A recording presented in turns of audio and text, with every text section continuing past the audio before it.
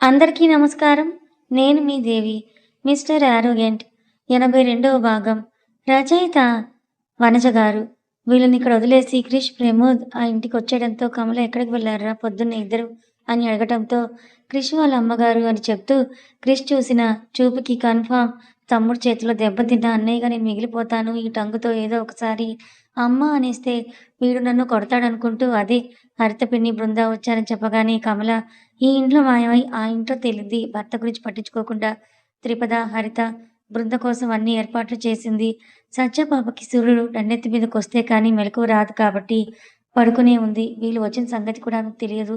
కమల ఈ ఇంటికి రావడంతోనే శ్యామల తగులుకుంటూ ఏంటొదినా అన్నయ్య ఇల్లు చాలా రోజులు గుర్తొచ్చినట్లుంది అనడంతో అదేం లేదులే శ్యామల అని చెప్తూ కవిత వాళ్ళ కోసం చూస్తూ ఉంది. మళ్ళీ శ్యామల ముందు మాట్లాడిన వీళ్ళు నీకెలా తెలుసు అంటుందేమో అని ఇద్దరు ఫ్రెష్ అయ్యి బయటకొచ్చేసరికి కమల కూడా ఉండడంతో పలకరించబోతే ఆమెను ఆపేసింది శ్యామల వైపు. దాంతో హరిత కూడా అర్థం చేసుకొని సైలెంట్ అయ్యి బృందని అలర్ట్ చేసింది. వీళ్ళు శ్యామల ముందు అప్పుడే పరిచయం ఉన్నట్లు మాట్లాడుతున్నారు. వాళ్ళిద్దరి కోసం త్రిపద చేసిన టిఫిన్‌ని తనే పెట్టుకొనొచ్చిన శ్యామల, "వదినా నీకు తెలీదు కదా! వీళ్ళ అబ్బాయి ఉన్నాడే క్రిష్. తన అమ్మ, చెల్లంట అని తనే ఏదో వాళ్ళకి పరిచయం చేసినట్లుగా ఫీల్ అయిపోతోంది శ్యామల." వాళ్ళు టిఫిన్ చేస్తుంటే పక్కనే కూర్చొని ప్రకాష్ గారి కోసం అడుగుతూ ఉంటే ఆయన బిజీ శ్యామల అలా అంటే, "అది తన క్యారెక్టర్ కాదు కదా! వెంటనే ఏదో ఒక విరుపు వేయాల్సిందే కాబట్టి అమ్మాయి మొహం చూస్తేనే తెలుస్తోంది.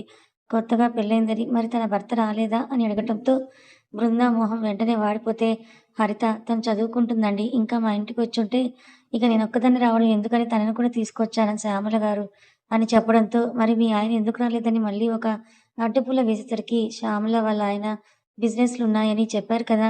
ఆయనకి తీరిగుందో లేదో వీలైనా వచ్చారు సంతోషించని చెప్తుంటే, ఇక వాళ్ళ మాటలు విని ఎక్కడ హరిత, బృంద హర్ట్ అవ్వాల్సొస్తుందేమో అనుకున్న త్రిపద, "ఆంటీ గారు మీరు రాత్రి ప్రయాణం చేసొచ్చుంటారు కదా!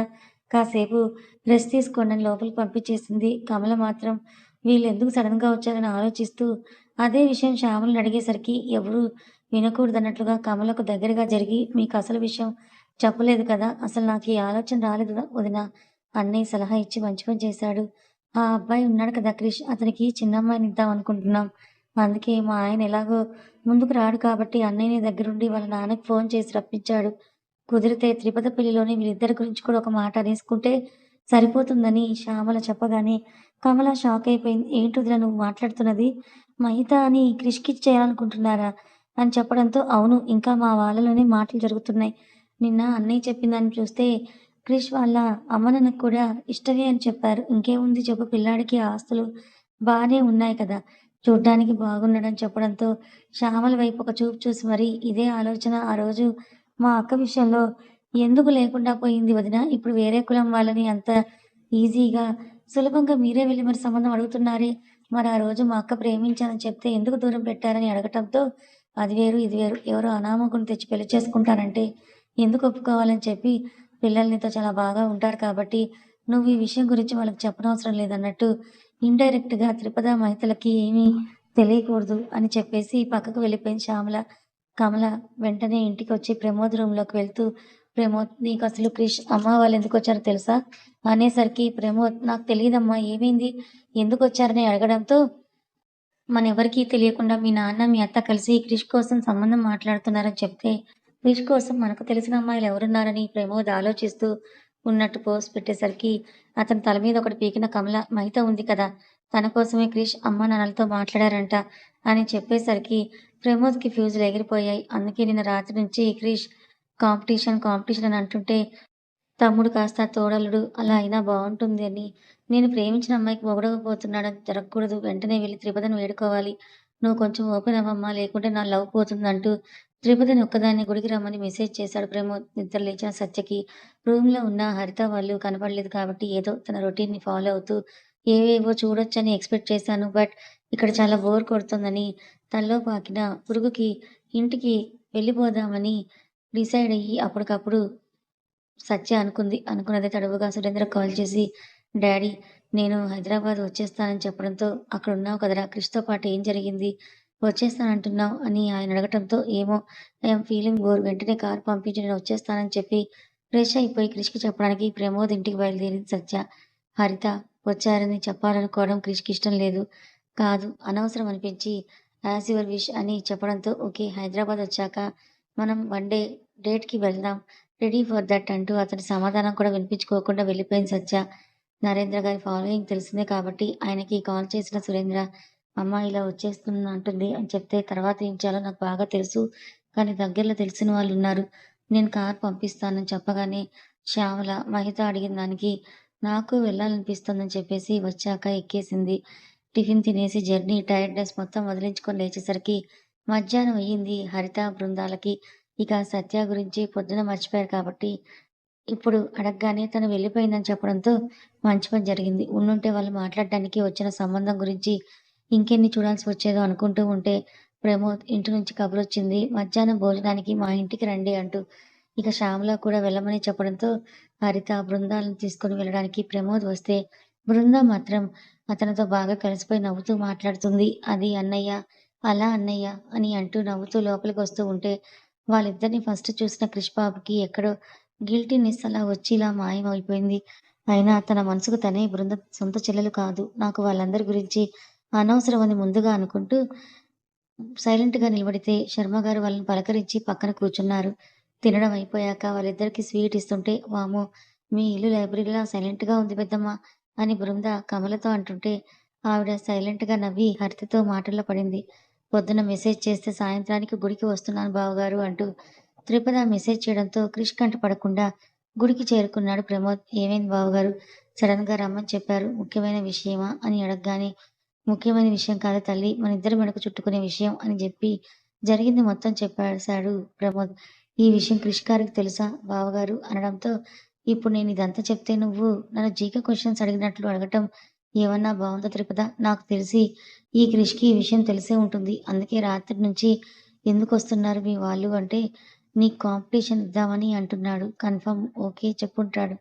నీ నుంచి నిజం బయటపెట్టడానికేనా అని అనగానే క్రిష్ మీద ఉక్రోషం పెంచుకున్న త్రిపద ఆయన్నొకసారి ఇంటికి తీసుకురండి అప్పుడు చెప్తాను అంటుంటే ఇక రోజు అదే పనా అటు ఇటు తిరగడం ఎటో తేల్చేయాలని చెబుతూ త్రిపద పెద్దమ్మ చేసినంత ధైర్యం చేసి ఒక్కసారి కళ్ళు మూసుకొని అందరిని నిద్రించి క్రిష్ పక్కన నిలబడడం అంటే నీ మీద ఈగ కూడా వాళ్ళు కూడా చూసుకుంటాడు. ఎందుకు చెప్తున్నానో కొంచెం ఆలోచించని ప్రమోద్ అంటూ ఉంటే బావగారు నాన్నగారికి హార్ట్ స్ట్రోక్ వచ్చింది.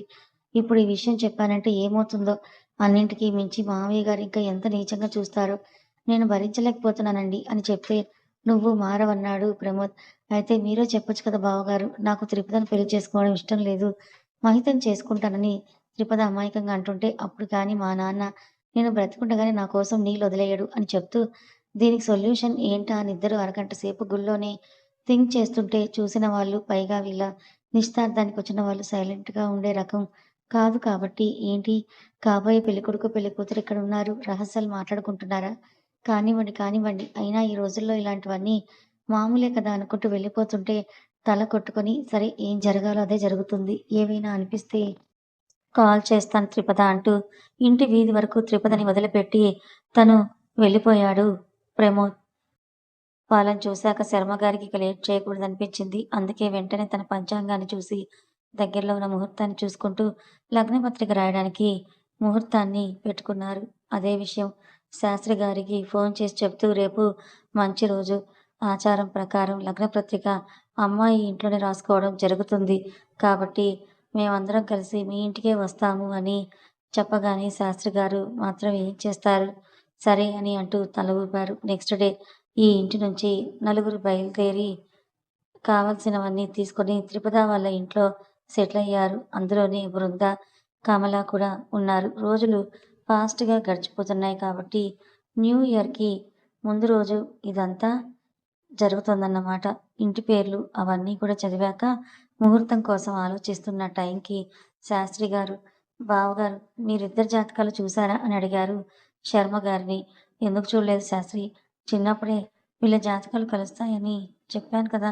మనం ముందరే పెరిగిన వాళ్ళు ఇంకా ఏం చూడాలి అని చెప్తూ ఎలాగైనా వీలైనంత త్వరగానే పెళ్లి ముహూర్తాన్ని పెట్టుకోవాలి అని అనుకుంటూ అన్నీ చూసి ఇంకో 15 రోజుల్లో అంటే సంక్రాంతి పండుగ పైన 3 రోజులకి మాఘమాసం మొదటి రోజు సోమవారం ఉదయం 6:30 గంటలకి చిరంజీవి ప్రమోద్ శర్మకు చిరంజీవి లక్ష్మీ సౌఖ్యవతి త్రిపదను ఇచ్చి పెళ్లి జరుగుతోంది అన్న లగ్నపత్రికను రాసి ఇరు కుటుంబాలు మార్చుకున్నారు. ఇప్పటికైనా నోరు విప్పుతుందేమో అని త్రిపద మొహాన్ని చూస్తూ ఉన్నాడు కృష్ణబాబు. ఆమె తల కూడా ఎత్తకపోవడంతో అతని పిడికిలి బిగుసుకుంది. ప్రమోద్ కూడా ఏం జరుగుతుందో అని స్ట్రెస్‌ని తట్టుకోలేక చివరి క్షణంలో దేవుడు తనకు కొంచెమైనా దారి చూపించడా అన్న నమ్మకంతో సైలెంట్ అయిపోతే, శర్మగారే శాస్త్రిగారు ఏమీ మాట్లాడరని ఫిక్స్ అయ్యి చెల్లికి సైగ చేయడంతో, "అన్నయ్య, మా చిన్నమ్మాయికి కూడా పెళ్లి కుదుర్చుకుందాం అనుకుంటున్నాము. ఇటువైపు కూడా మీరే పెద్దగా ఉండి మాట్లాడితే బావుంటుంది కదా"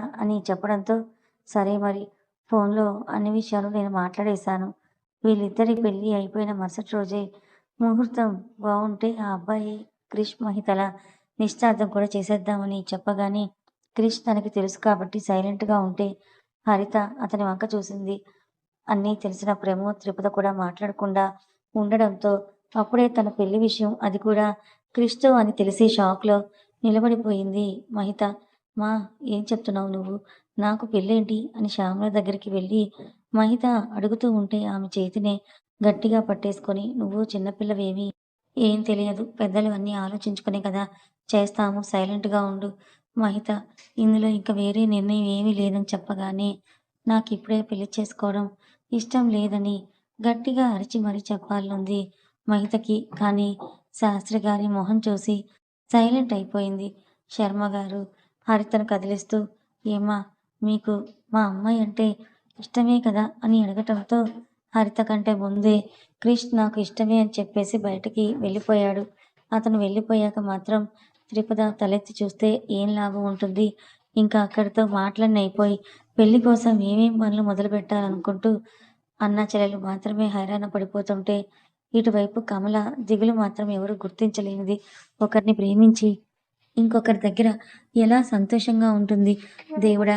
ఎలాగైనా ప్రమోద్‌కి మహితతో పెళ్లి జరిగేలాగా చూడు అని ఆవిడ మౌనంగా మొక్కేసుకుంటున్నారు. పసుపు దంచడం, షాపింగ్ అవన్నీ కూడా శ్యామల, శర్మగారులే మాట్లాడుకుంటూ, అవి అక్కడ చేద్దాం, ఇక్కడ చేద్దాం అనుకుంటూ, బంగారం విషయం వచ్చేసరికి అన్నయ్య ఆయన తన పెద్ద చెల్లెలి నగలు కరిగించి త్రిపది కోసం బంగారం చేయించాలనుకుంటున్నాడు అని చెప్పగానే, శర్మగారు ఇంతెత్తున లేచి, "ఏంటి? ఆ నగల అవసరం ఏమీ లేదు. అవి కావాలంటే మీ చిన్న కూతురికి పెట్టుకోండి.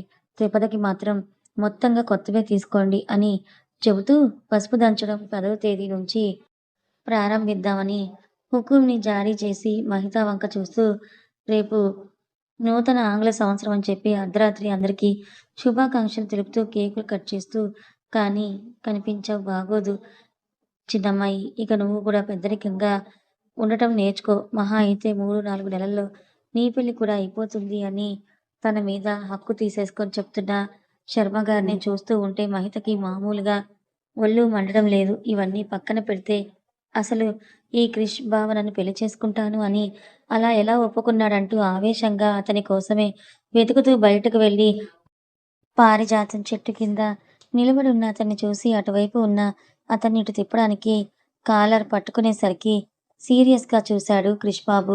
మహిత కూడా అంతకు తగ్గకుండా, "మీరు ఏమనుకుంటున్నాను నా గురించి? ఎందుకు నాతో పెళ్లికి ఒప్పుకున్నారు? మీరు ప్రేమించింది మా అక్కని కదా" అంటూ వాగేస్తూ ఉంటే, "కానీ ఇక్కడికొచ్చాక నువ్వు నచ్చావు. అందుకే నిన్ను పెళ్లి చేసుకుందామని ఫిక్స్ అయ్యానని" చెప్పాడు క్రిష్. "ఆ?" అని అరుస్తూ, "అసలు నా చుట్టూ ఏం జరుగుతోంది? మీరంత ఈజీగా ఒప్పుకునే పనేనా? నాకు తెలిసి కన్ఫర్మ్‌గా ఏదో డ్రామా ప్లాన్ చేస్తున్నారు మీరు. ఇందులో గనక నన్ను బలి చేస్తే అసలు ఊరుకోను. నాకు ప్రమోద్ బావగారంటే చిన్నప్పటి నుంచి ఇష్టం. నేను ఆయన్నే ప్రేమిస్తున్నాను.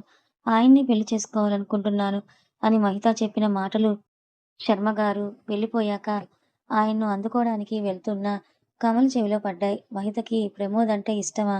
మరిది ఎన్నడూ నాతో చెప్పనేలేదు అనుకుంటూ మహిత తన ఇంటికి వచ్చినప్పుడు ప్రమోద్ రూమ్‌లోకి వెళ్ళడం, ప్రమోద్‌ని నేను చేసుకోనా అని అంటూ ఆమె సరదాగా అనడం, అవన్నీ గుర్తు చేసుకుంటూ, అంటే ఇది నిజంగానే అలా అన్నదా అని ఒకసారి మహితతో మాట్లాడాలి అనుకుంటూ ఇంటికి వెళ్ళిపోయింది కమల. శ్యామల మాత్రం కూతురి పెళ్లికి లెక్కలు వేస్తూ హరిత పక్కన కూర్చొని, "మీరు ఎన్ని వేలల్లో చీరలు కొంటారు? ఎంత బంగారం ఉంది మీ అమ్మాయికి? మీరెంత పెట్టారు?" అని అన్నీ తెలుసుకుంటూ ఉంటే, అంటే మహిత కూడా వీళ్ళింటి కోడలయ్యాక అన్నీ ఎక్కువ ఖరీదు చీరలే కడుతుందేమో, వేసిన నెక్లెస్ మళ్ళీ వేయకుండా వేసుకుంటుందేమో. చిన్నప్పటి నుంచి దాని దూకుడికి దాన్ని తిట్టాను కానీ ఇప్పుడు అదే అదృష్టవంతురాలవుతోంది అని అనుకుంటూ శాస్త్రి గారిని అక్కడే బెల్లం కొట్టిన రాయిలాగా ఉంటారేంటి? పెద్ద కూతురు పెళ్లి 15 రోజుల్లో ఉంది. ఆ తర్వాత చిన్న కూతురికి నిశ్చితార్థం. మీరేం కదలరా? ఏం పనులు చూడరా? అని అరవడంతో నాతో అవసరం లేకుండానే నువ్వు మీ అన్నయ్య కలిసి అన్ని నిర్ణయాలు తీసేసుకుంటున్నారు కదా! ఆ పనులు కూడా నువ్వే చేసేయి శ్యామల అని అంటూ రూమ్‌లోకి వెళ్ళిపోయారు ఆయన. కథ కొనసాగుతుంది. మరి ఇప్పటికైనా త్రిపద తన మనసులో ఉన్న మాట క్రిష్‌కి ధైర్యంగా చెప్తుందా? నిజంగా త్రిపద ప్రమోద్‌లు, క్రిష్ మహితలు పెళ్లి చేసుకుంటే అలా జరుగుతుందంటారా? ఏం జరుగుతుందో గెస్ చేసి కామెంట్ చేయండి. కథ నచ్చితే లైక్ చేయండి. Thank you so much.